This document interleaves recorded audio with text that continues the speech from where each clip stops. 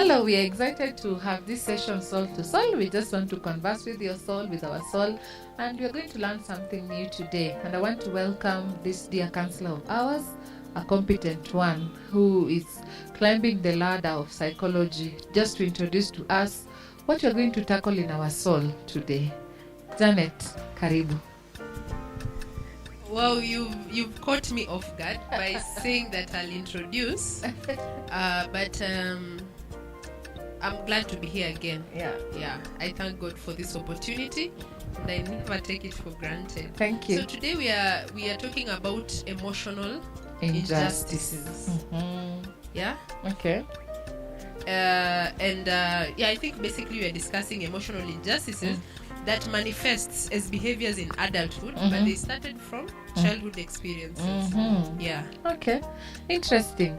In our soul today, we want to pick this topic about emotional injustice, something that is eating us inside, and sometimes we go through issues we don't understand what it is. So today we want to talk about, to enlighten you about emotional injustice, and I just want to give Janet an opportunity to discuss or define for us what is emotional injustice. When we talk about emotional injustice, what is it? It's a term that it's rarely used, rarely mentioned, but it is there.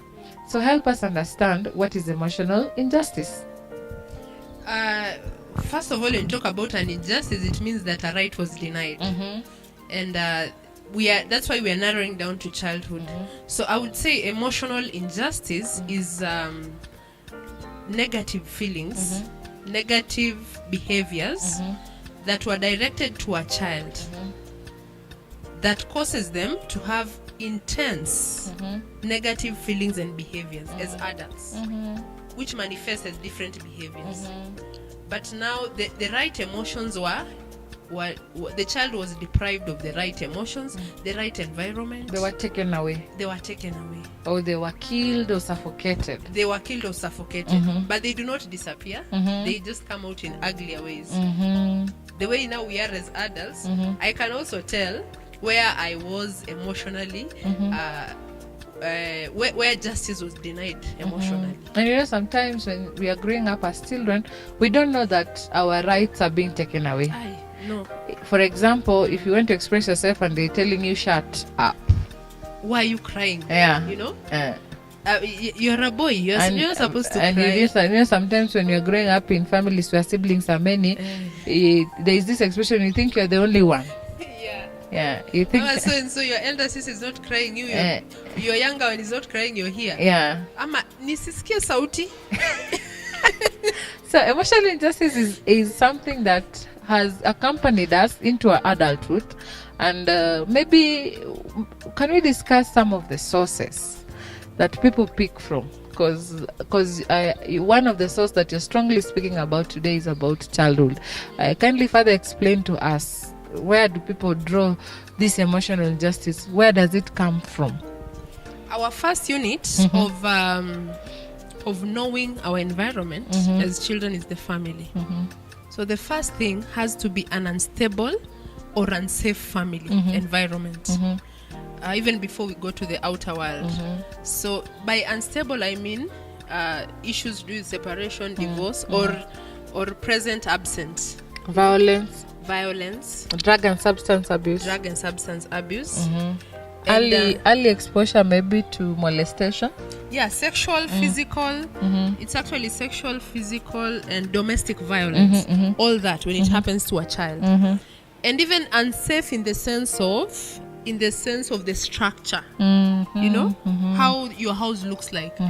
Does a child sleep thinking like I may be attacked? I grew up seeing some houses where a window is broken, it's not repaired. That one creates emotional injustice for the child. True. Yeah. A child has to feel safe. Or sometimes safe. The parents go without communicating when they'll come back. Yeah. You disappear. Yeah. You and see? appear. Or sometimes you go out for work very early, come in very late. So this children does not know if mommy is safe, if daddy is safe. So they are worried, like, are they okay? And they cannot even call. Maybe they cannot, because you don't want to. You think you're doing the right thing, but the fact that you did not say, you see, we are supposed to say. nitaenda leo mapema, nitarudi late. Tusipoonana jioni, tuonana kesho. That's how we are supposed to be communicating to our children, not the act of disappearing and leaving a child crying, you know. And things like basic things like food. Yeah, maybe a child is hungry and food is not there, or food is prepared late. Yeah. Or sometimes they go to bed hungry. Those structures you're talking about. That is the instability and the lack of safety that I'm talking about. By the way, in the real sense of what is not safe and what is not stable. Also, the issue of sometimes that what you're talking about is neglect. The issue of serious illnesses from either parent, it really destabilizes a child. Any sickness that really causes a parent to be down, or any other member of the family.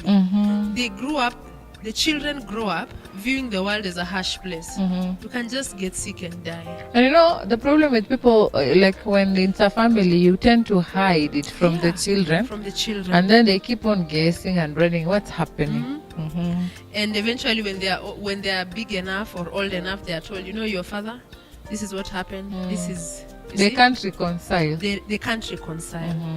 And I think, it's not our mistake, because that's how we grew up. And then at some time the elderly think they are protecting you from getting harmed or injured. Yes. Yeah. But now you see, we are learning that we are being exposed. The more you hide, the more you are exposing a child to emotional injustices. So we categorize them into those two: unstable and safe. Unstable in all those senses that you said, even neglect. And what about communication in terms of when you have issues that are troubling you, expression or reporting or saying? Sometimes again that is taken away. For instance, you have issues in school, issues maybe with at home, and you don't know whom to talk to, because again there is that lack of proper channel of communication. Open communication. Open communication. So a child does not know who to tell or how will they react. You see, that's why you see a child can be raped and they will not say. Or probably you say it once and the repercussions are not well. Exactly. Maybe you were very much beaten, very much misunderstood, or shouted at, yelled at. All that. And I've forgotten what I wanted to say, but I'll remember. No, what you've talked about in terms of children cannot even say how they feel because they don't know the repercussion. You see, even when we'll be talking later about how to deal with all this, we say we should teach our children to say how they feel. Mom, I am sad. Mom, I am happy. And then you go ahead and ask why. And then you teach them that it is okay to be sad. Sometimes life is not always a straight line. Sometimes you're sad, sometimes you're happy. So you're filling in that gap of insecurity that life can pull along in the child's line. Yeah. Interesting sources from the unsafe and unstable structures. That is where we pick a lot of emotional injustice. Maybe to move ahead, Janet, because of the time we want to converse with ourselves, what are some of these signs that you could see in an adult that are signs of emotional injustice? These are some things people overdo, or you feel like, hey, huyu ako sawa kweli. Kuna shida. So what are some of the signs as adults now we exhibit that now there is a tendency, there is an emotion that was taken away or denied?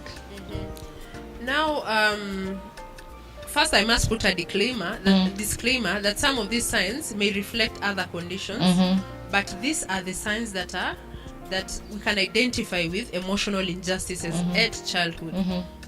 Low self-esteem. Low in the sense of low self-esteem. You totally have a low self-worth. How you perceive yourself, low. In any circumstance, you come second. You have to come, or even last, because why you're not worthy enough to be there. Another thing is self-doubt. Self-doubt. I may decide on something. You see, it appears in adults, and you may think that I'm just confirming or counseling. Or counseling. But I may see this dress and I love it so much. Then I send to you, and I ask you, how do you see it? If you tell me it's bad, I leave it. I'm not saying, it's something that we are used to. You always seek a second opinion. Lazima. There's someone you always call. Kuna kitu na kutumia, ebu angalia. If that is habitual in you, and yet you have liked something. You want to travel, you seek a second opinion. You seek a second opinion. You want to buy something, you seek a second opinion. Kabisa. You are in a relationship, you seek a second opinion. A second opinion. You are applying for a job, you seek a second opinion. A second opinion. You want to go and make your own decisions. Even sometimes it comes into sleeping. Unasikia mtu anakuza niende nilale, so I'm like, kwani mimi ndo nakulalia? Ati niende nilale. Ama niende nioge. Ama nikule. Watch movie. Ati nikule. You see such things, they come as very instant, and you know sometimes if people would pass it out, it's maybe a right was taken away. You had to ask for something. They were not given privileges to no exercise. Independence. Yeah, no independence. In every step, there was someone to approve. Actually, it takes us back to the type of parenting style. And so this authoritarian, you know? Authoritarian. Yeah. It really affects how our children are. Sometimes I look at people and I'm like, surely, really? Must you ask me this? Yeah. You know, and I see my 4-year-old tells me he wants to go to the loo. Then I'm like, you know the loo? Please just go. There are some things that you don't need to keep asking. Because if you don't stop it it becomes a behavior and goes into adulthood. And then, and I hope you're seeing that these things are things that happen. We think they are normal, but they are not normal. If I like this dress and truly I like it, I should take it. No one should influence my opinion. I think I feel good. Why not? Yeah? Again, there are people who appear tough, but they are very sensitive. Prick them a little, and then you realize, oh, this tigress, it was just a balloon. Yeah, this lioness was not a lion indeed. Actually, they were just shielding themselves. So they are keeping people off. Kabisa. It is a defense. It is a defense. But unaona, mtu anakuanga anajielewa ni mtafu. But in the real sense, oh my God, they are very weak inside. But you know, to our listeners, you know these things you can only identify when you search yourself and you be very honest with yourself.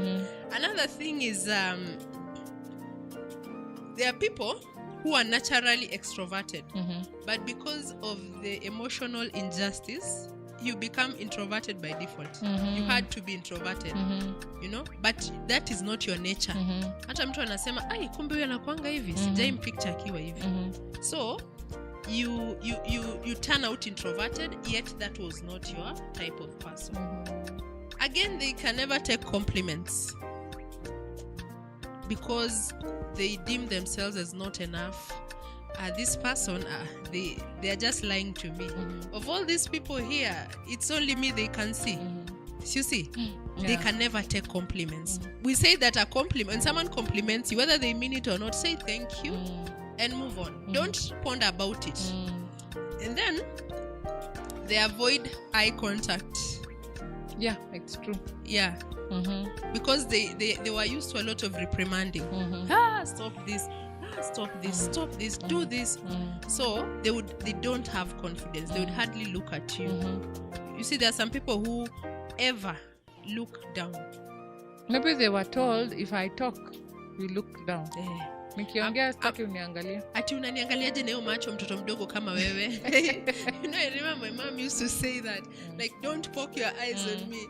So as a child, you would grow maybe and know that I'm not supposed to look at people in the eyes. It is being in discipline. Again, a lot of grudges. They carry a lot of grudges within themselves. Like they lack self-forgiveness. And you find these people picking up a lot with children. Oh my God. They now are adults, but they pick out on these children who are confident, children who know themselves. Wanaweka chini. They want to put them down. They are picking on them. They want to put them down. Yeah. It happens. I've also seen in schools, teachers, those children who come out as confident, they have esteem, they are intelligent. They're like, who do you think you are? When in nani? You know, you want to say your father is very rich, that's why you're behaving like this. But this is just a child who is emotionally stable. Who has been empowered. His emotions have not been taken away. Yes. Sasa lakini, huyu, because that is not how they grew up knowing, no, huyu mtoto ako na kiburi fulani inafaa kutrip. Maringo, madharau. Those are the words they use. Yeah. And then of course would also say attachment issues. And I would point out to engagement in toxic relationships, whether romantic, whether platonic, whether, just normal friendships. These people have attachment issues. They would deal with a toxic person on, and you'd wonder why. Kwani watu wezi achana? But it's because you have adverse effects of emotional injustices. So you fear being left, you fear being alone, you fear being abandoned. So you go through that circle ya huyo mtu tu. And then again in attachment there's that inner cry where you want attention. Oh yeah. So you're craving for attention. So they're like, I'm here. I'm here. Na unajua hiyo sauti I'm here is actually what someone is saying. Ni vile tu unaona ni attention, but ndani yake anasema I'm here. Please notice me. Please speak to me. That's why unaona kuna mtu anaweza kasirika usipomuongelesha. Yeah, it's true. Unaona? It's not normal. Why should I be mad that you didn't talk to me? Maybe you are going through your issues. Maybe it's not just a good day, or maybe that's how it is. So someone catches, they didn't even say hi. Walinipita tu. Hizo ni vitu gani sasa? You see? Yeah. And then of course, last but not least, and this list is by no means exhaustive, I would also talk about they are very defensive. Kitu yote hakuna kitu ana accept. Kitu yote tu they put up a wall ati ilikuwa because of this and this. Kusema tu I'm sorry. Of course I've said that they keep sorrying. I'm sorry. Hata vitu even when there is no need to say sorry. Hata mtu anakuuliza sasa uko sorry for what hapa? Unasema tu I'm sorry, Mr. Issues. I'm sorry. But even then when I say they say I'm sorry, some of them don't say sorry again. Some of them don't say sorry because they were exposed to an insecure, unstable environment. Yeah. So saying sorry, or they were forced to say sorry even when they are not supposed to. Exactly. And I hope you've seen children, when you force them to say sorry about things that they didn't do, they really take offense. But kama alifanya anakubali, si ndio? Lakini ukimwambia sema sorry na amesema I'm not. I think it's automatic in them. Since I was young, I've been pushed this word inside my mouth. So anytime I do something, I just am sorry. So we should not let our children every time say sorry, even for things. And we should not force them. We should not force sorry. Children the good thing about children is most children who are brought up well are honest. So if they didn't do something, don't force a child to say sorry just because people say sorry.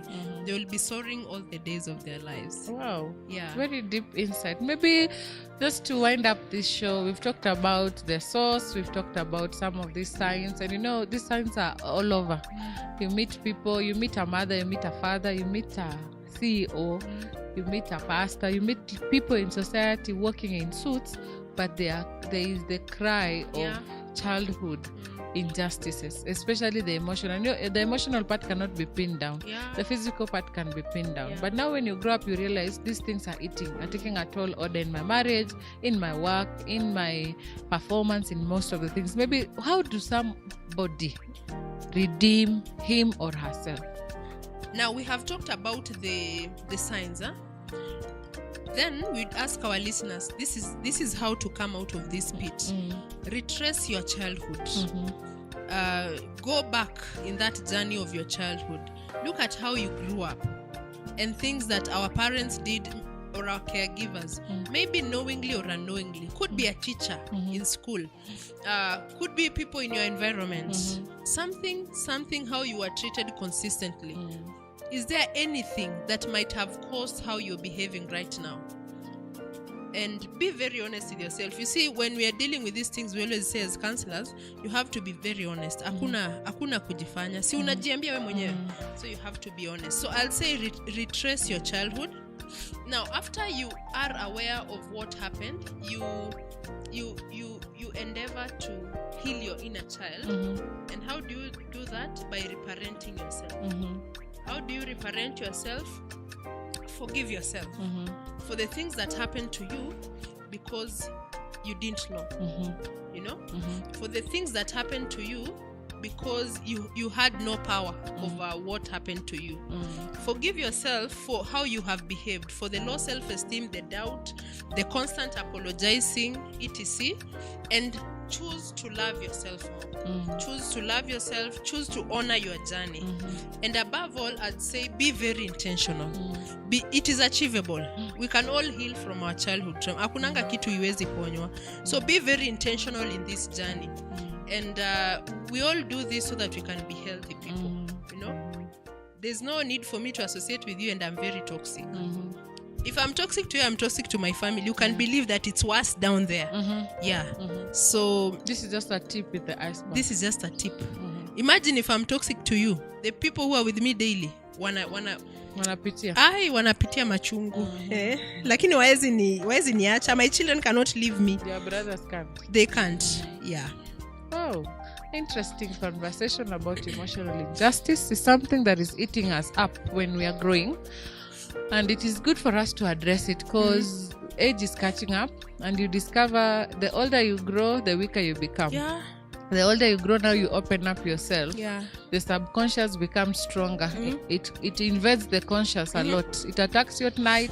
It attacks you in the evening. Those are very wonderful insight from this wonderful counselor that we've had, that I always introduce her in many ways because she comes to this show with many things, and we are glad to have you, Janet. Thank you for giving us some insight in our soul. It is good for us to visit the emotional injustice and begin to walk away and deal with it, and you become a better human being.